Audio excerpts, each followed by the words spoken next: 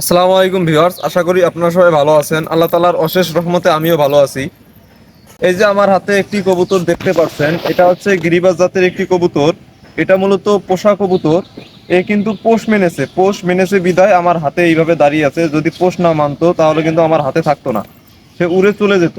এ মানুষের সাথে থাকতেই স্বাচ্ছন্দ্য বোধ করে। একে এইভাবেই অভ্যস্ত করানো হয়েছে।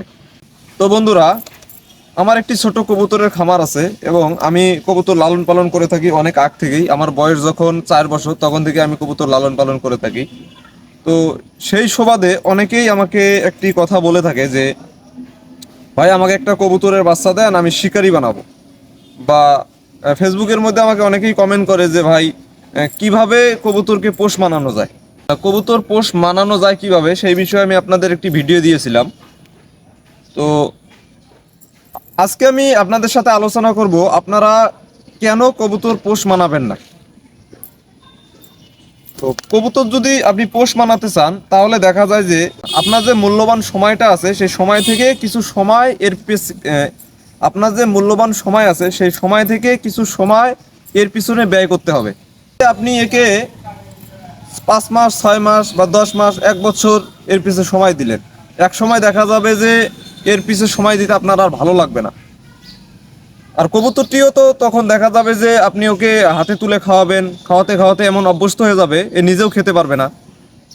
আর যখন আপনি একে সময়ও দিতে পারবেন না তখন দেখা যায় যে কবুতরটি না খেতে পেয়ে মারা যাবে, অযথাই একটা প্রাণ ঝরে যাবে। তো এই যে কাঁধে কবুতরটি দেখতে পাচ্ছেন, এটা মূলত একটি পায়রা কবুতর। আর এই কবুতরটাকে যদি আমি জোড়া দিয়ে দিতাম বা অন্য কবুতরের সাথে থাকতো তো তাহলে এই জোড়া নিয়ে বংশ বিস্তার করতো, কারণ এর একটা ইচ্ছা শক্তি আছে। আমরা দেখা যায় যে ইচ্ছা করেই এর ইচ্ছা শক্তিটাকে আমরা ধ্বংস করে দিলাম। আমরা একে শখ করে লালন পালন করে আমাদের ইচ্ছাটা আমরা পূরণ করলাম, কিন্তু এর যে একটা ইচ্ছা আছে সেই ইচ্ছা শক্তিটাকেই আমরা ধ্বংস করে ফেললাম। এর দায়ভারটা কে নেবে? তাই বলি যে নিজের শখের কারণে কারো জীবন নষ্ট করা আমাদের পক্ষে উচিত না। আমরা যেহেতু মানুষ, আর মানুষ হচ্ছে সৃষ্টির সেরা জীব, আমাদের দ্বারা এই কাজটি কখনোই করা উচিত না। নিজের ভালোর জন্য অন্যের ক্ষতি করা বা অন্য কোনো প্রাণীর ক্ষতি করা এটা মোটেও আমাদের উচিত নয়। তাই দেখা যায় যে এই কবুতরকে শখ করে পোষ না মানানোই ভালো।